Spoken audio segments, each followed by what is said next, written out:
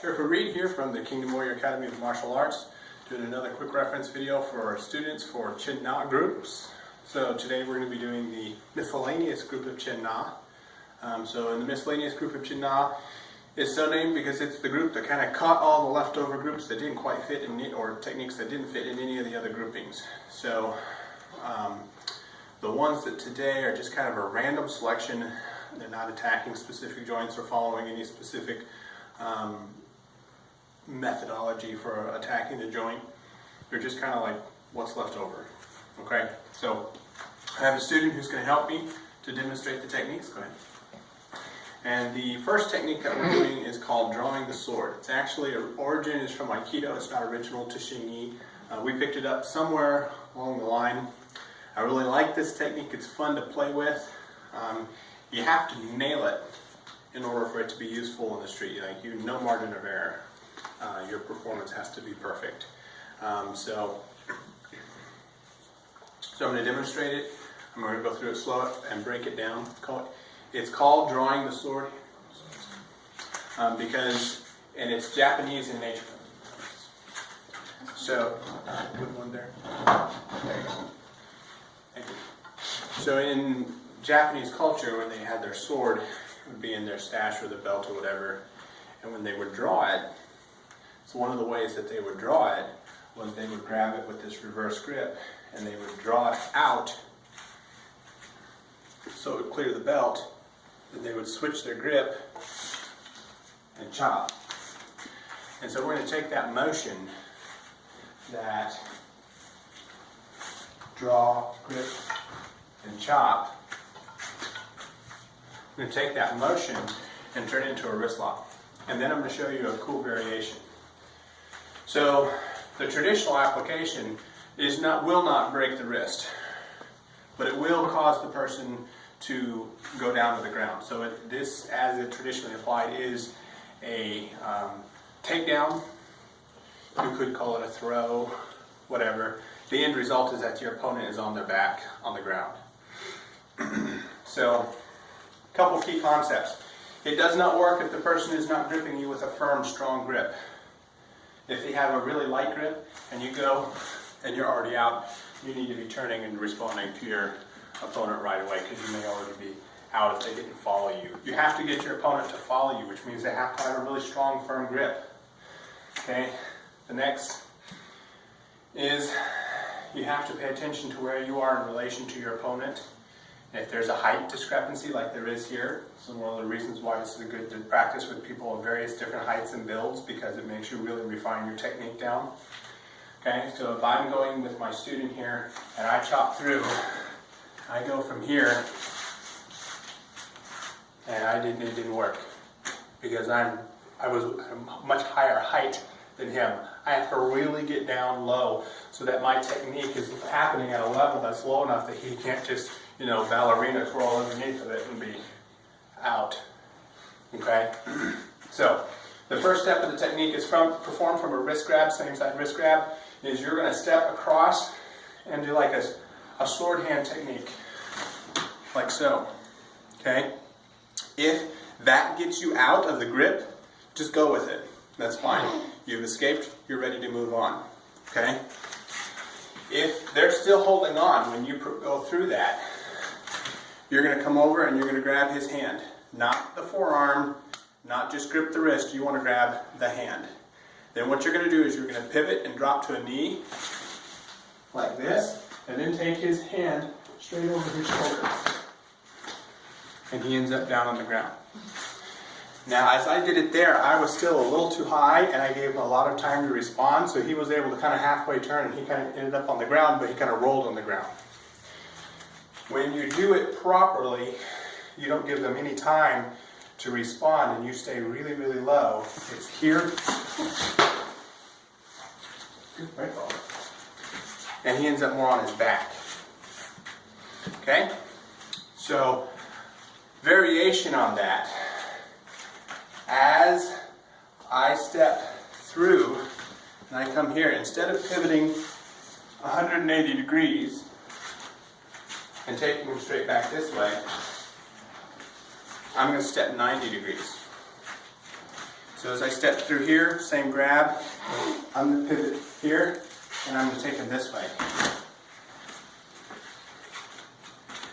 And if you've seen some of the other groups, what I did is I just put him into this position and dropped him on the ground, potentially with a broken wrist, depending on how quickly and how sharply I did it. And so what I just did there is I turned that into a twisted fold technique. So all you're doing is, instead of pivoting 180 degrees, you just pivot 90 and take them that way. And you don't have to be as low to make that work, because you lock the wrist quicker. The reason you have to be low and quick with drawing the sword is because you're not actually locking the wrist. You're just taking the hand past its natural range of motion, causing joint coupling to happen, which then takes him past his elbow up. He can't continue that direction, so now you're continuing that motion all the way down the spine. He has to go backwards. It's a quick and easy takedown method. I use it a lot when people come at me here. I'll catch them here and just drive their elbow up straight over their head, and I've taken people down like that pretty quickly in sparring sessions in the past. So that's drawing the sword. Okay. Next one is called a Hung Chuan elbow break. One of the reasons why this one is in the miscellaneous group instead of in the armbar groups is because depending on how you apply the technique, it can go anywhere from an elbow break to a wrist lock to a hammer lock to a throat grab to just a takedown. Okay, so the idea is somebody grabs your lapel, you're going to trap the hand, and it's the same side trap. Most of the time people grab, we're reaching over and grabbing a lot of times from opposite. This is the same side. I'm going to come underneath with a Hung Chuan moment, and then I'm going to drop back down here. If I do it this way, okay, I get his elbow to bend. This can easily turn into a hammer lock. I take him down, okay? Or if I come up here, I break his elbow here, and then I aggravate the broken elbow, okay? So, or I can come through here, and I can grab his throat, and I can drop him to the ground, crush his larynx, whatever. So depending on what my intent is, I can apply this technique in a variety of different ways. Okay, so again, real slowly, trap the hand, come underneath with Hung Chuan, and then I'm going to just turn here. Gets his arm to bend, and I'm going to grab his throat, and then take him to the ground. That's the traditional application of the technique.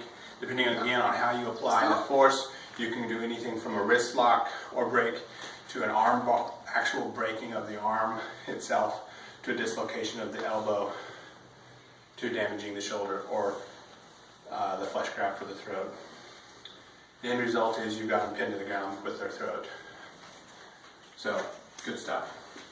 Okay, next technique is called the pile driver. So it starts as a shoulder grab.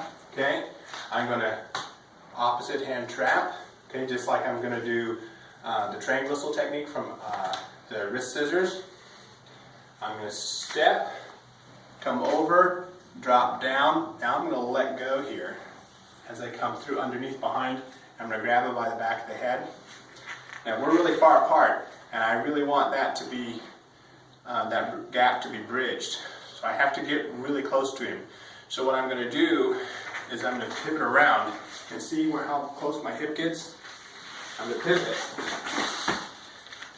And as I go around quickly, I'm going to basically just take his head and drive it into the ground as I pivot around.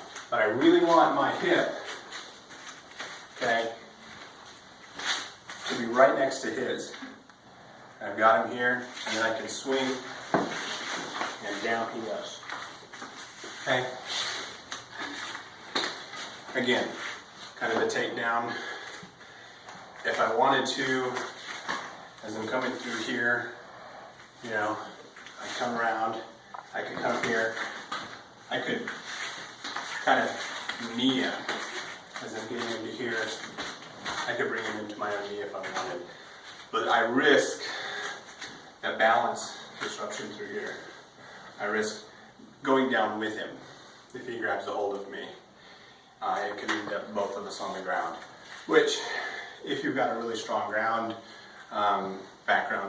technique, might not be too bad, but typically, you are in more danger if you're fighting on the ground than if you're standing up. So, next technique is called bow to the king. So it starts as a lapel grab or a chest grab. What I'm going to do is I'm going to take my hands right here on the edge where the pisiform bone is, and I'm going to take both of them. I'm going to drop it right into the top edge piece of his wrist right here. I want to flatten his hand against my chest and keep it there. Next, I'm going to take a sweeping step back. Okay, notice how I've locked his wrist, and his body's already responding to my motion. That's good. The next movement,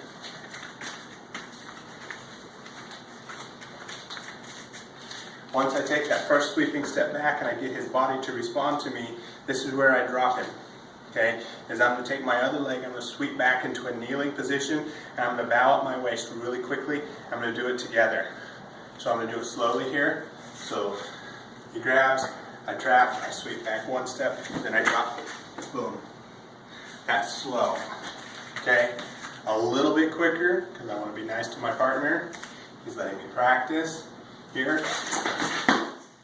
And his face is right there at my knee. So from here I can trap him, and then boom, he's right there. And I'm pinning it looks like I'm just resting him. I'm actually pulling him so his throat or his jaw is into my knee. And then I'm pressure pointing right here. And it's not comfortable for him. And that follow-up on the ground is optional. You can do whatever you need to. The technique is just getting him down to that point. And then the last technique is called chicken wing. So he's going to punch, stab, or reach out to grab me. Just use the other hand so they can see. I'm going to move out of the way, and as I do this, okay, as he comes at me, notice I'm getting out of the way. So whatever he's attacking me with here, I'm protected against. Even if I miss my grab, I miss my block, I'm still protected. Very important. So he comes, I'm moving out of the way, I slide into the grab here. Okay, now I'm going to grab him here. I've got his hand.